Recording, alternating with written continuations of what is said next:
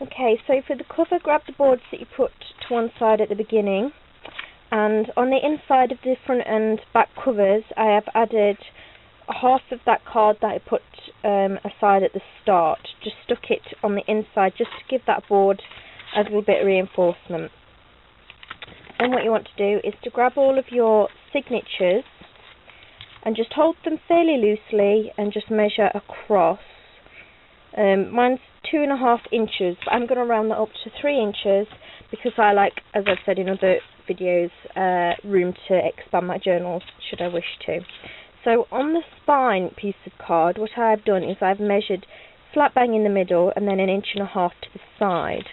And now what I'm going to do is just score those lines. I've lost my bone folder somewhere in the studio, so I'm just using a palette knife. Handle to do it. Okay, so now we've done that, what you need to do next is cut these two sides because they are now bent.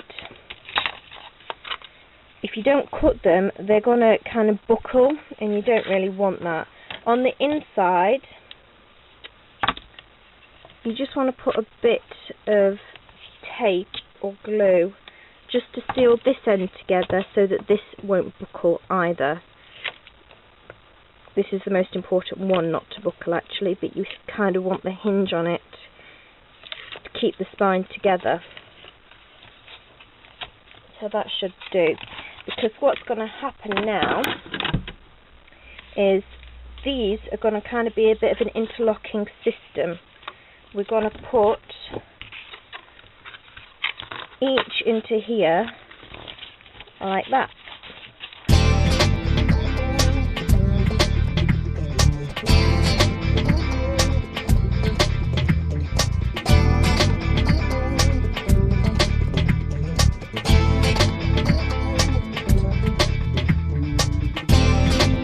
So now we have got our cover.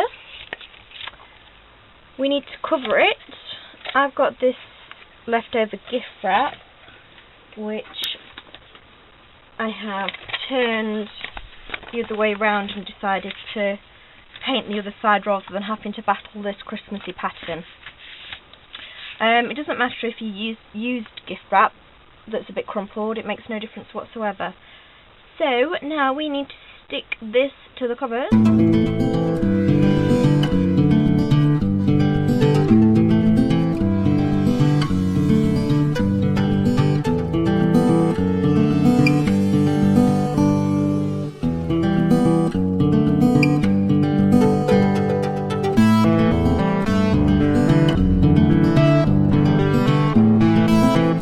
You need to cut the board here down into the spine corners to fold that bit over and then fold the excess into the covers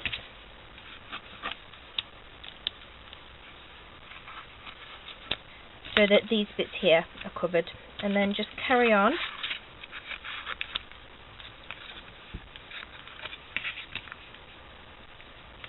folding the rest of the corners over.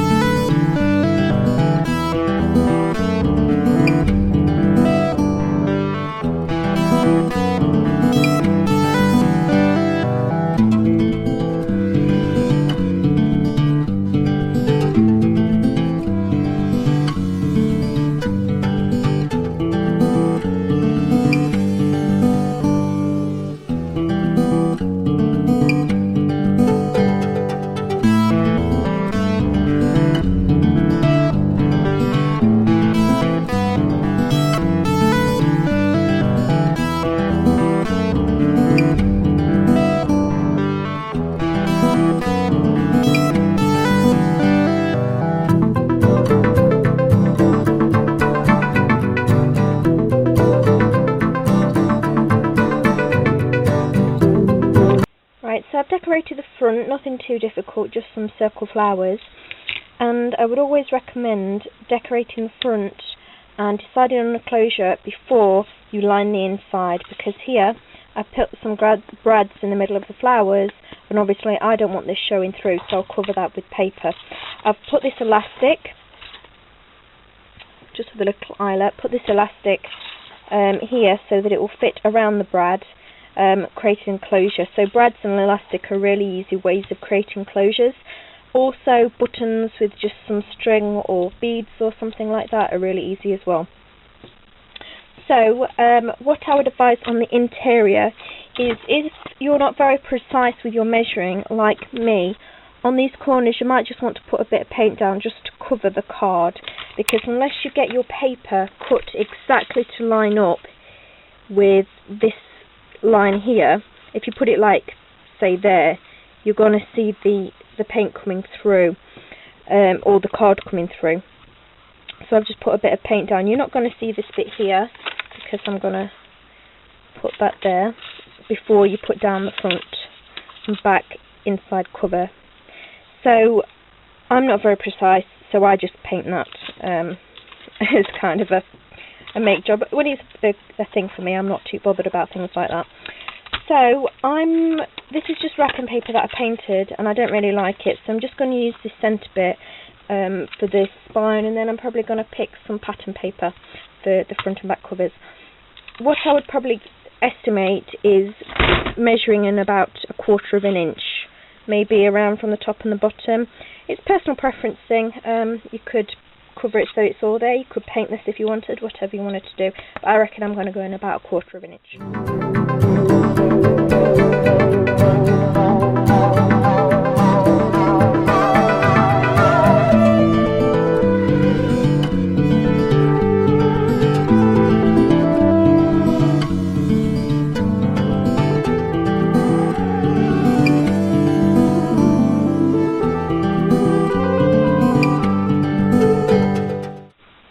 On the back I have just put this border strip from this leftover bit of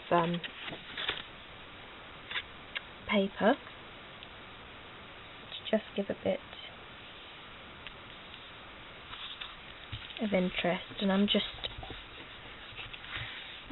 using my fingers to go around all the nooks, because I've got this elastic and I've got to work around that.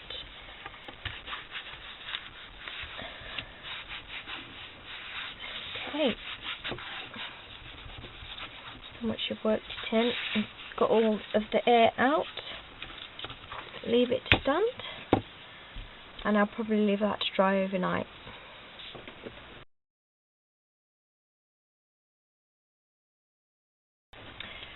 So the binding is very simple. If you've chosen to put beads on it and you have very strong or thick thread or cotton, whatever it is that you're binding with, what you will need to do is thread a needle to be able to put the beads on. And what I have here out of my homemade bead box is paper beads, fabric beads, and then these beads I'm going to show you how to make in the next video, or one of the series of these videos, is these little beads that I've just put purple on for that one. This one I'll put some metallic on, and then this one has some glitter on it just to give a little bit of diversity with the purple beads. And then what I've also picked out is beads that are the same kind of colours, blue, red, orange, and that's it from here, from these circles, to add on the spine with to mix up the purple beads. I'm not sure that all of them are going to go through the needle. Some of them might have too smaller holes, but I've just gone through my beads and picked out the ones that I thought would suit. Okay, so get one of the signatures and thread a needle on, and all you are doing for the spine is basically we're going to put some beads on here and then knot it. If you don't want to put beads on, if you just want some rope, then the fringe or the spine will have this kind of fringy look to it. If you don't want that at all, if you just want the beads, then here are the chunky beads that I'm going to show you how to make, along with some wooden beads, where I have then knitted or knotted the signature on the inside as opposed to the outside. Or the yellow one is the one that shows both together, and I think I'm probably going to do both together on this one as well. So I'm just going to take randomly, I think, beads, and I'm not going to, like with the blue one, I tactically did it, the measurements of the spine versus the beads, etc. I did it all very tactically, and I don't think I want to do it this time. I just want to do it as and when. I picked out some really small paper beads that are the same colours to mix in as well. So I'm just going to go through and thread all of these.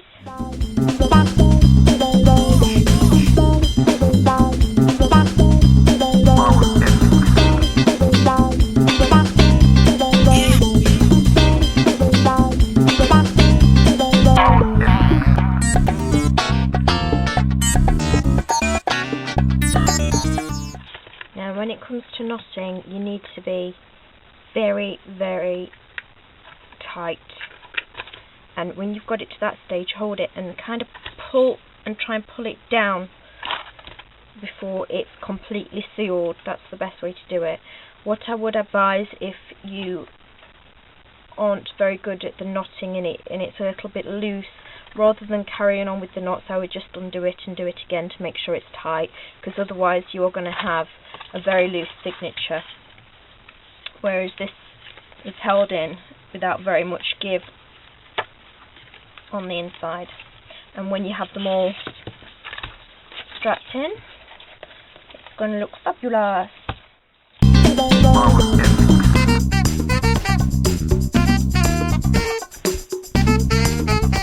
Out there.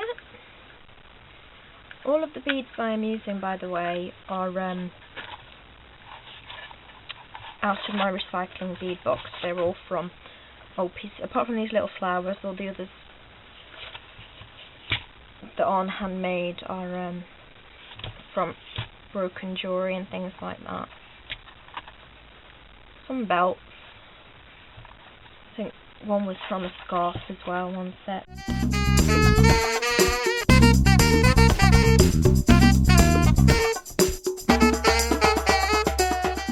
So here is the journal in all of its loveliness. I'm just going to do a quick flip for you. All I've done is added some tabs and some pull-out things with the tabs. I've not completed it, but by painting leftover pieces of card and just stamping on them and then punching them into these little tabs. And when I'm done, it will look more like the giveaway journal on the end, with pull-out things, little mini books that I'm going to show you how to make in the next video, and just things on the end of the pages just to give them interest and make them look really groovy. This journal is just made, it was originally inspired by the tall Christmas cards. Then when I ran out of tall Christmas cards, I just added normal sized Christmas cards, some that I folded over to create flaps, and I've painted a couple of them, but generally these are all just pages that have been bound in as normal Christmas cards, and I'm going to go through and paint them as I go along. I thought this would make a really good travel journal because it can go in my bag because there's no fringing to get caught, and it's very slim, so I'll probably take this with me to hospitals and things like that. Then this one I made with birthday cards that I've been given, and all of the cards inside are very girly, so I painted it pink. And this is again just painting the excess cards with metallic pink and then stitching them to create this leaf design. And inside all I did was bind the cards in individually, so that if you wanted to create a keepsake of a particular birthday or anniversary, that is how you'd go about doing it individually. But what I'm using this journal for will be to keep the images, because there's some really nice images, and just use the rest of it, cover the sentiments over, because I really like these images. So it's an already half-made art journal for me. and then I'll just paint and write and do what I want on the rest of it. If you don't like the look of these journals at all, then I'll just show you quickly this journal that I made just with a spiral bound, and I just put some gems, and this is from an old belt, this Tutti Frutti thing, and I just bound it, or made a closure with some fibre and some paper beads, painted a girl quickly on the front, and all this is the larger of the Christmas cards gessoed. That's all it is, and sometimes some flats, not even very well. I mean, you can still see this coming through. That doesn't bother me because I really like layers in my art journal. So that's my next journal. And the next video is going to be on making the mini books, and then after that it'll be making the beads. So I really hope you like this journal, and I'll see you next time.